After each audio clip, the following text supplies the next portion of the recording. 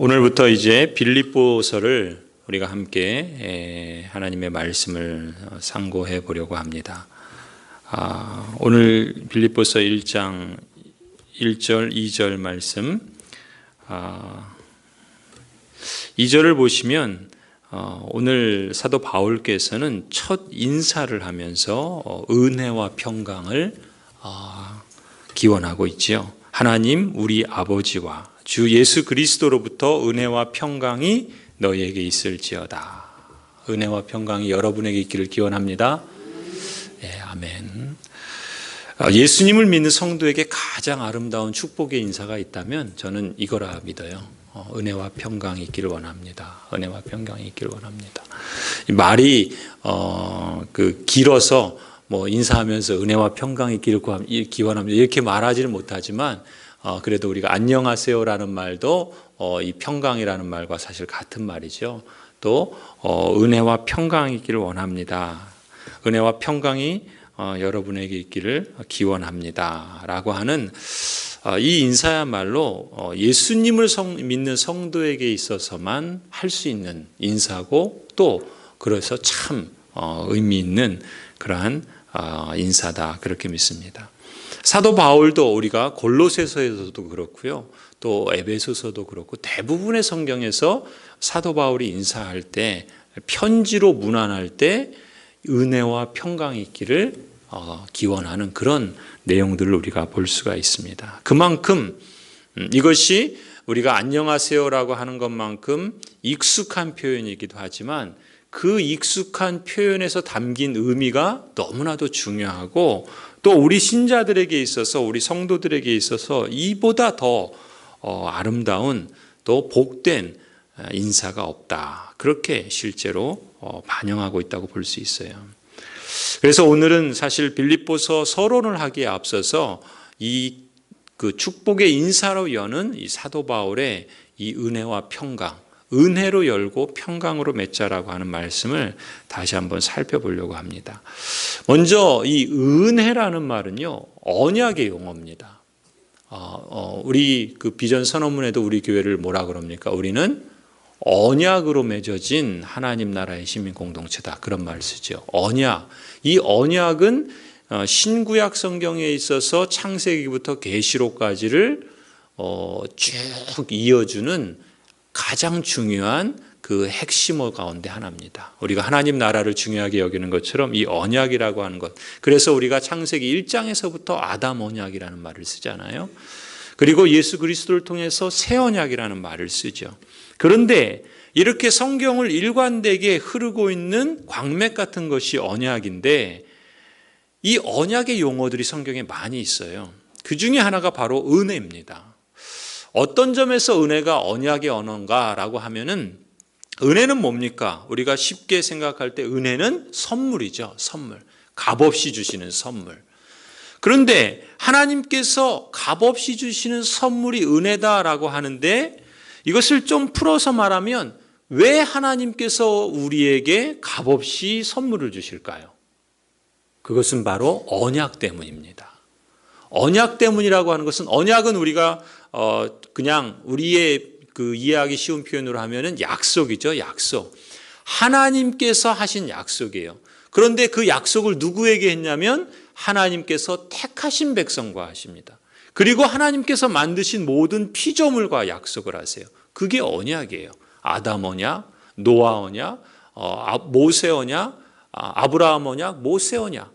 또 계속해서 나아가는 그 모압 언약도 있고 또 다윗 언약도 있고 이러한 언약들이 계속해서 나오고 있는데 이 언약이라고 하는 것 하나님께서 택하신 백성과 또 만드신 모든 피조물에게 약속하신 그 언약을 지키시기 위해서 우리에게 베푸시는 사랑의 선물이 바로 은혜입니다.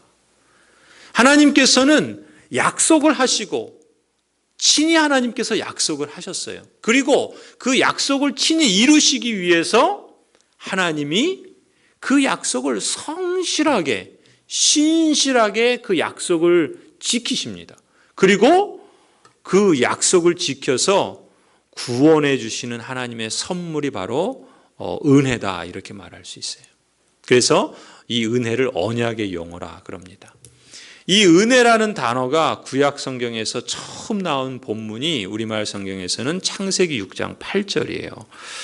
제가 읽어드릴게요. 땅 위에 사람 지으셨음을 한탄하사 마음에 근심하시고 내가 창조한 사람을 내가 지면에서 쓸어버리되. 이게 언제 때 얘기입니까?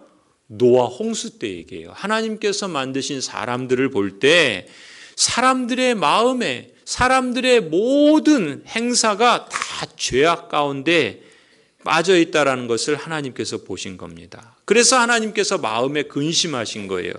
그리고 하나님께서 모든 사람을 지면에서 쓸어버리겠다, 심판하시겠다라고 말씀하십니다.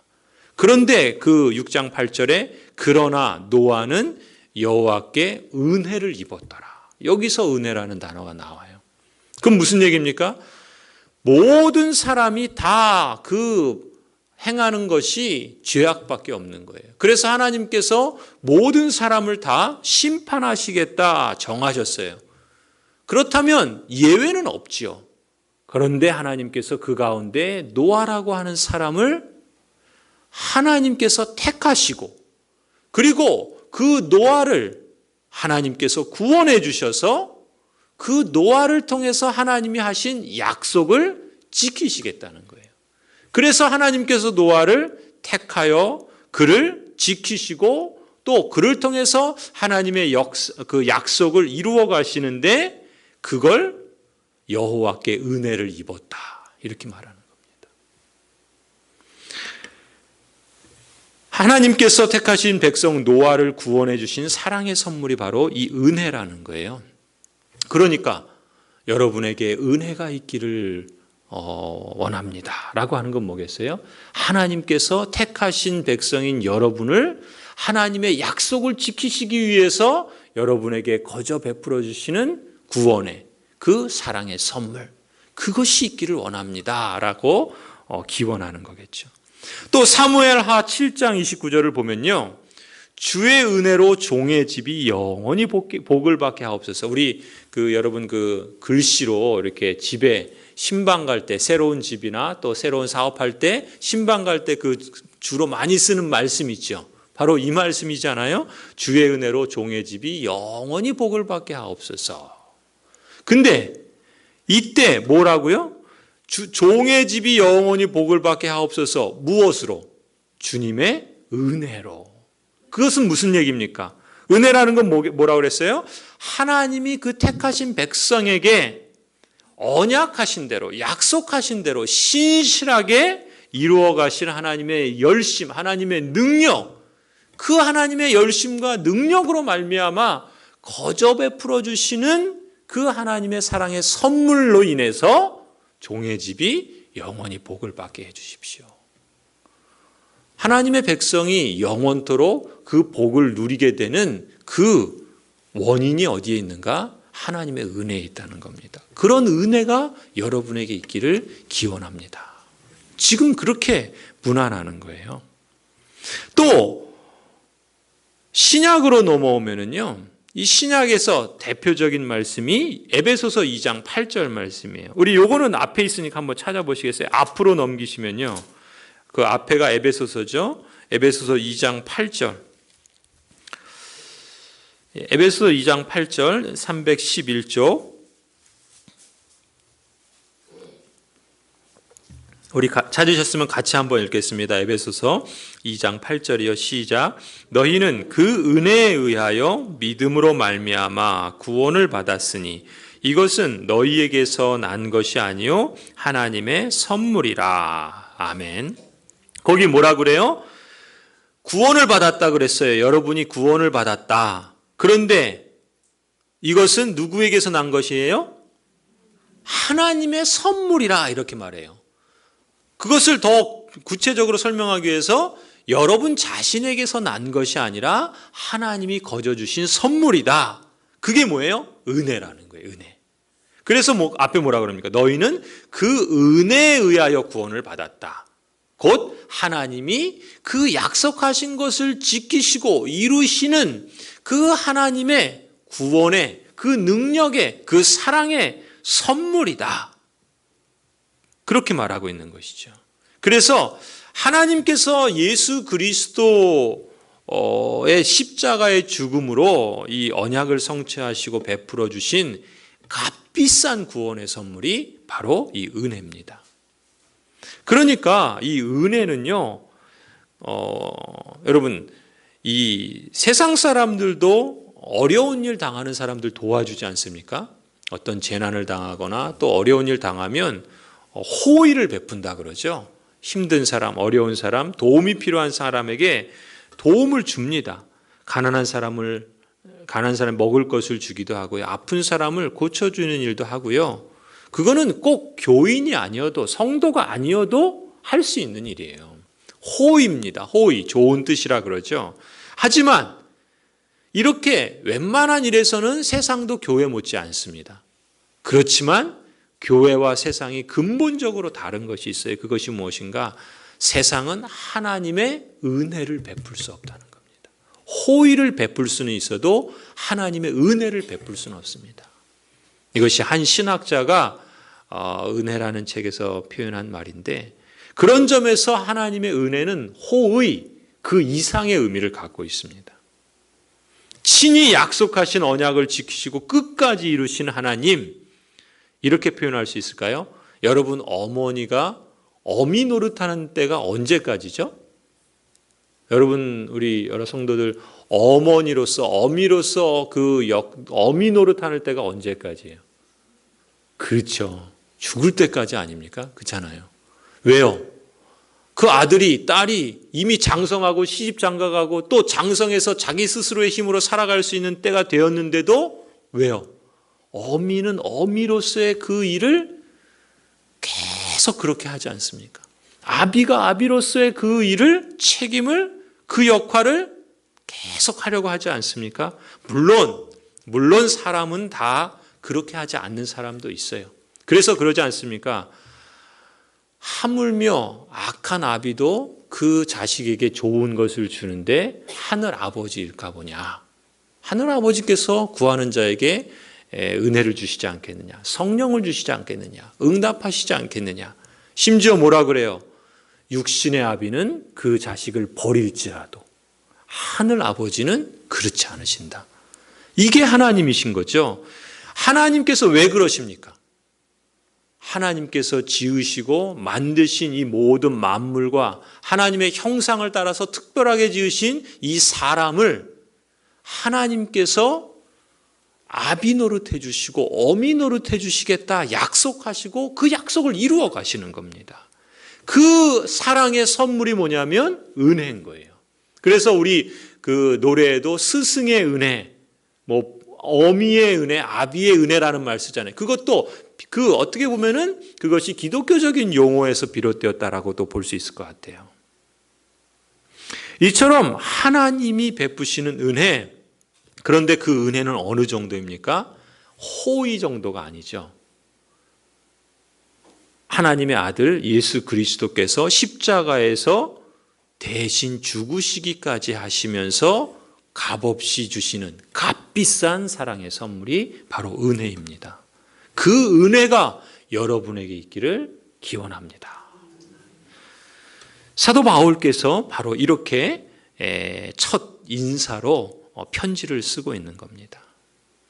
또 2장 4절 5절을 보시면요, 에베소서 방금 찾아보셨던 2장 우리가 8절을 보는데, 여러분 2장 4절 5절을 보시면 제가 여러분 한번 눈으로 보시면서 읽으십시오. 제가 읽어드리겠습니다. 2장 4절 5절. 긍휼이 풍성하신 하나님이 우리를 사랑하신 그 큰 사랑을 인하여 허물로 죽은 우리를 그리스도와 함께 살리셨고 너희는 무엇으로 구원을 받았다고요? 은혜로 구원을 받았다. 은혜로 구원을 받았다는 거예요. 하나님께서 바로 우리의 삶을 새롭게 하신 거죠. 어떤 삶에서 어떤 삶으로? 허물로 죽었던 삶에서 예수 그리스도 안에서 함께 살리신 그러한 새로운 출발을 은혜로 시작하셨다라는 거예요. 그러니까 은혜는 이 세상 사람과는 질적으로 다른 새로운 삶을 우리에게 시작하게 하는 출발점입니다. 하나님께서 약속하신 것을 이루시기 위해서 성실함으로 열심으로 구원해 주시고 베푸시는 사랑의 선물, 그것이 바로 은혜인 것입니다. 그래서 우리를 무엇이라 부르냐면 하나님 나라의 시민이다, 그렇게 부르는 거죠. 하나님 나라의 시민이 되었다, 그렇게 부릅니다. 이러한 신분 상승, 죽은 자가 하나님 나라의 생명을 가진 자로 신분이 상승할 수 있었던 것은 그 비결이 바로 은혜 때문이다라는 것이죠. 히브리서 4장 16절에 보면 또 이렇게 말씀합니다. 우리가 긍휼하심을 받고 때를 따라 돕는 은혜를 얻기 위하여 은혜의 보좌 앞에 담대히 나아갈 것이니라. 여러분, 여기서는 또 뭐라 그러냐면요, 우리가 이미 은혜로 구원을 받았다, 사랑의 선물을 받았다 그래요. 그런데 히브리서에서는 또 뭐라고 말씀하시냐면 우리가 긍휼하심을 받고 때를 따라 돕는 은혜를 얻기 위하여 받은 겁니까, 아닌 겁니까? 받으려고 하는 거죠.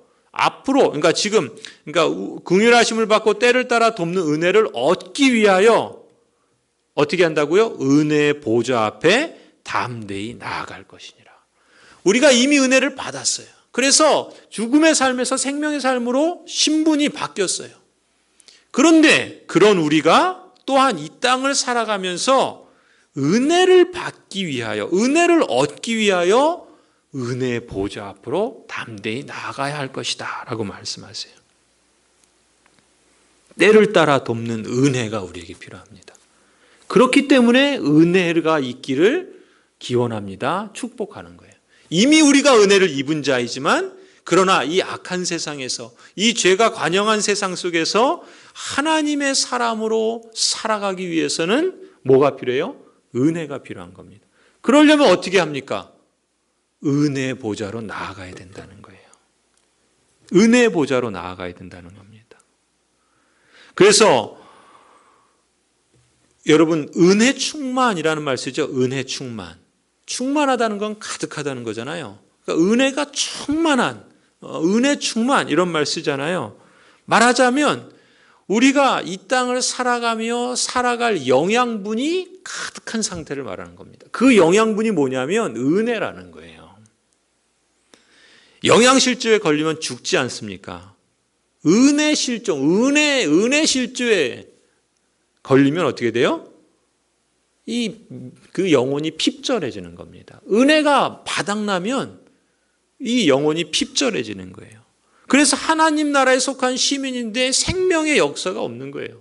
마치 죽은 자와 같은 그런 핍절한 모습으로 바짝 마른 그 가뭄에 땅이 쩍쩍 갈라진 것 같은 그 영혼의 그런 상태로 살아간다면 얼마나 안타까운 일이겠습니까?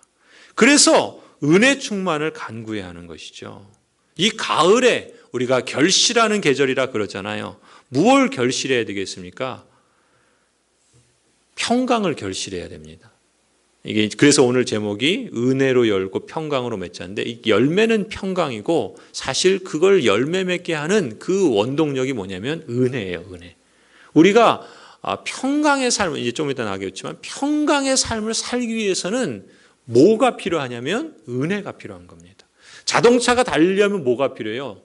기름이 필요하잖아요. 휘발유가 필요하고 가스가 필요하고 연료가 필요하지 않습니까? 아무리 차가 좋으면 뭐예요? 연료가 없으면 못 달리는 거예요.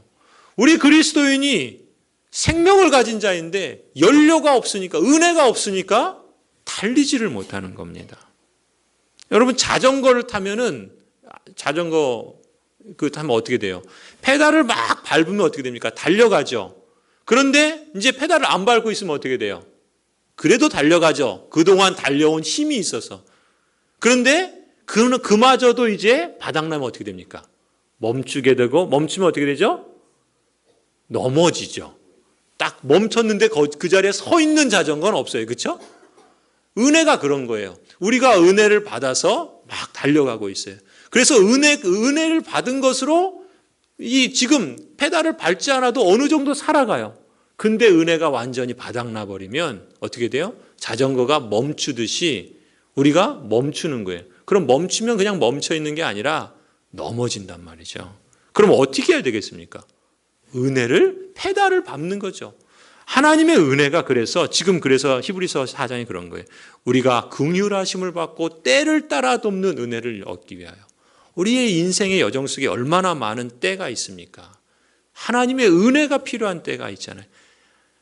아니, 하나님의 은혜 없이는 살 수 없죠. 그 은혜가 우리에게 필요한데 그 은혜를 얻기 위해서는 은혜 보좌 앞으로 담대히 나아가야 한다는 것입니다. 그래서 은혜의 방편으로 주신 게 있어요. 은혜의 방편으로 주신 게 뭡니까? 그러니까 은혜의 방편이라는 건 우리가 은혜를 얻을 수 있는 방법을 말하는 거예요. 우리가 어떻게 은혜를 얻을 수 있어요? 예, 우리가 이제 하이델베르그 교리문답을 하잖아요. 은혜의 방편에는 하이델베르그 요리문답에 의하면요 2가지입니다. 말씀과 성례를 통해서 은혜를 받습니다. 그리고 소요리 문답에서는 3가지를 가르쳐요. 말씀과 성례와 기도. 이것이 은혜를 받는 방편이에요. 그래서 우리가 은혜의 연료가 떨어질 때 어떻게 돼요? 그걸 채우고 충만해지기 위해서는 말씀이 있어야 되는 거예요. 그리고 성례에 참여하는 거예요. 그리고 기도를 통해서 하나님의 은혜 가운데 다시금 충만해질 수 있는 겁니다. 혹 여러분이 내 심령 상태가 지금 은혜의 실조에 비스무리한 그런 정도로 다다르지 않았으면 좋겠고요. 혹 그런 증상이 보이시걸란 하나님의 말씀이나 성례나 기도를 통해서 은혜 충만한 그런 회복의 역사가 있기를 기원합니다. 하나님 우리 아버지와 주 예수 그리스도로부터 은혜와 평강이 너희에게 있을지어다. 여러 성도 여러분들에게 이 은혜로 충만케 해주시는 역사가 있기를 간절히 소원합니다. 2번째는요, 평강. 이 평강도 언약의 용어입니다. 평강도 언약의 용어예요. 이 평강이 왜 언약의 용어인가? 이 평강이라는 말은 우리가 흔히 쓰는 히브리어로 샬롬이죠. 샬롬, 에이레네라는 말인데 헬라어로는 이 평강, 샬롬이라는 말은 평강은 뭐냐면요, 관계 속에서 누리는 기쁨이 평강이에요.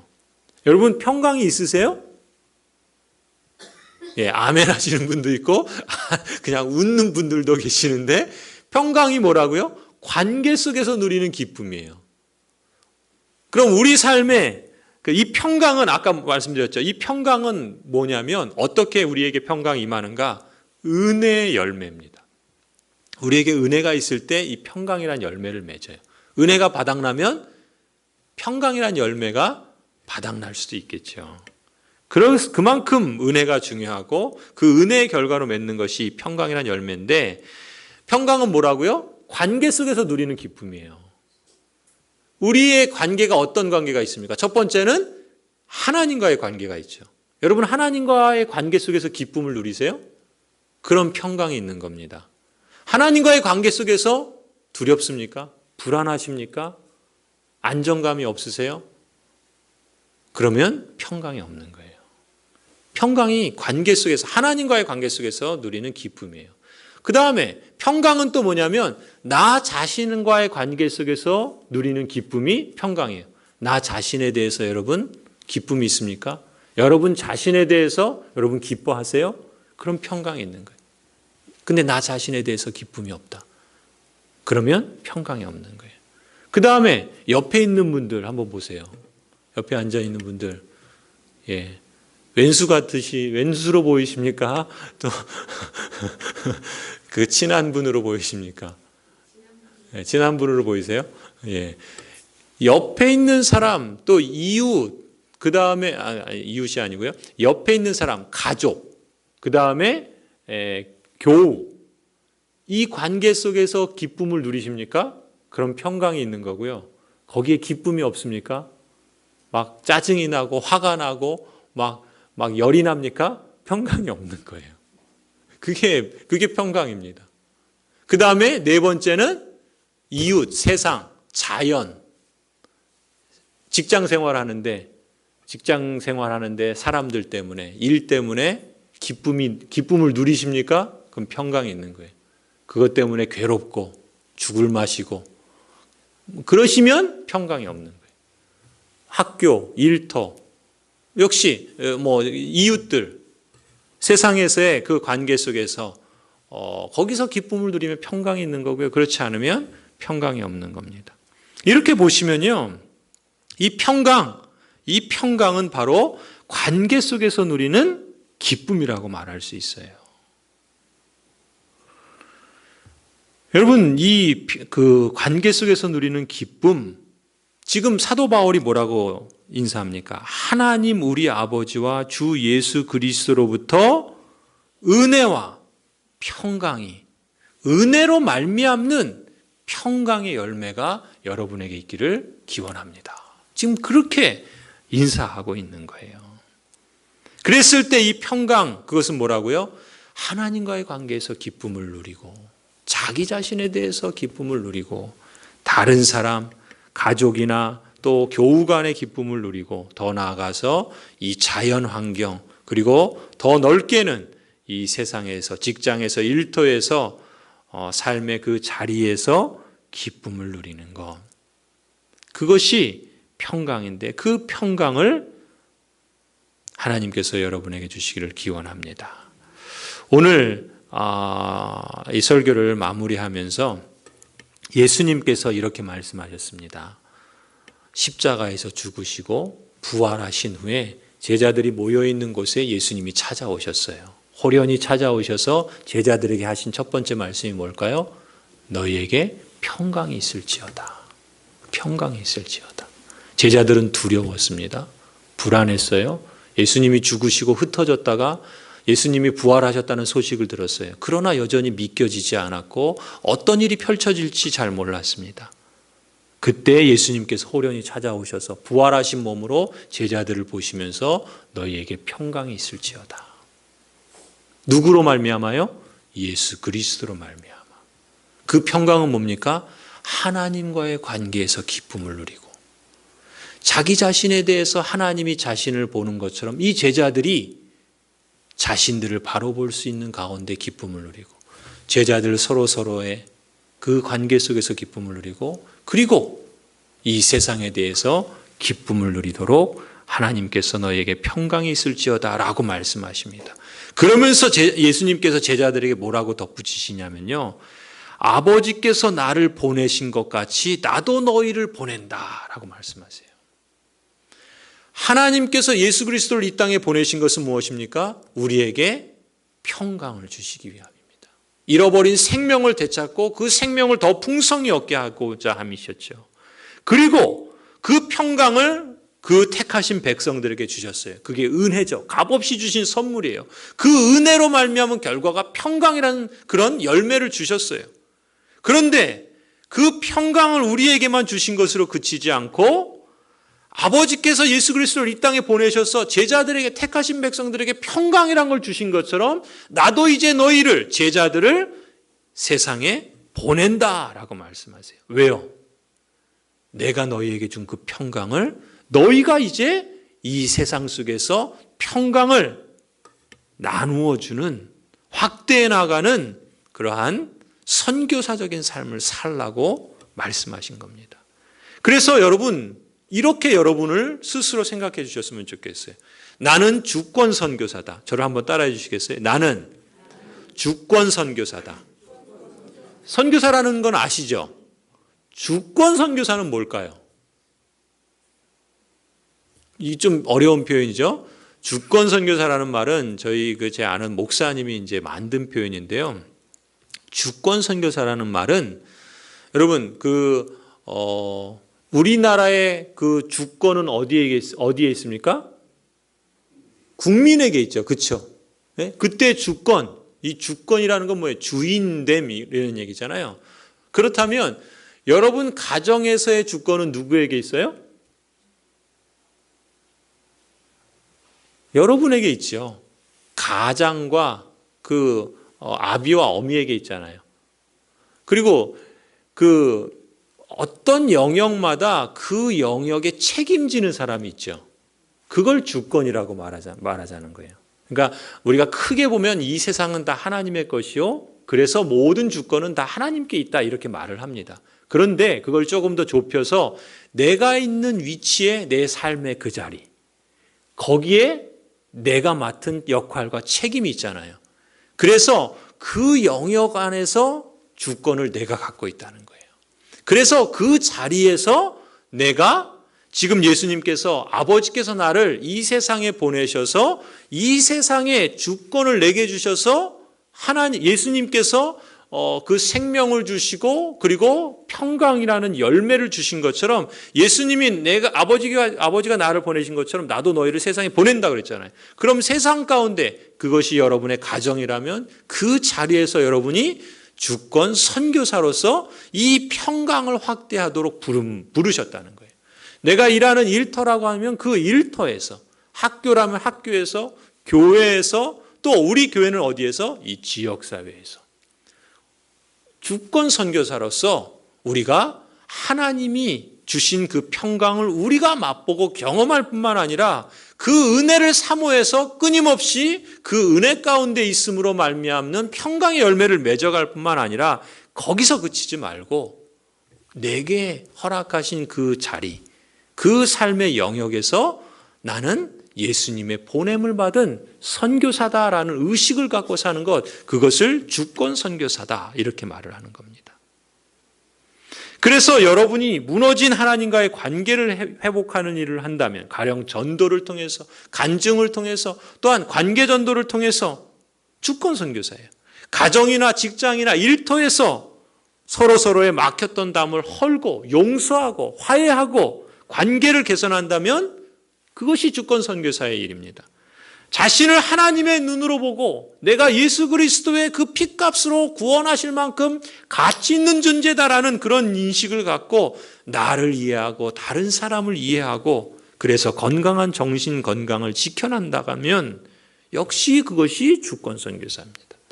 그래서 자연 환경을 보호하고 또 이 사회 속에서 공정한 사회를, 살기 좋은 나라를, 그러한 시민의식을 실천한다면 역시 그건 주권 선교사의 역할이라고 할 수 있어요.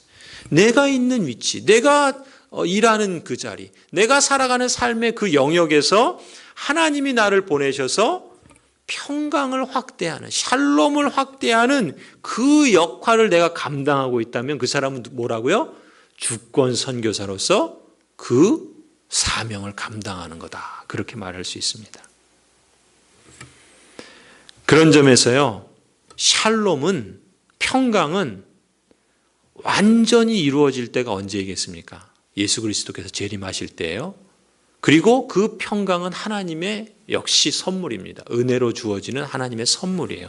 그렇지만 그럼에도 불구하고 우리는요, 샬롬을 확대하기 위해서 분투해야 합니다.